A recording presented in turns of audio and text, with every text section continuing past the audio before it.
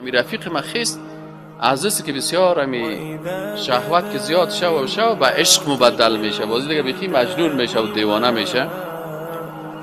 میگه یک وقت سعی کردم که امی رفیق ما بیخی به دیوانه مبدل شد، رفت دمی زیر پای زمی رقاصه سجده کرد. میگه که سجده کرد، میگه من که سعی کردم براش گفتم تو چه احمق آدم هستی، رقاصه به خاطر به چند با پیسه بهش میرقصن، چی ضرور بود که تو اونجا بری؟ میگی رفت که افتاده نمیخیزه، افتاده نمیخیزه.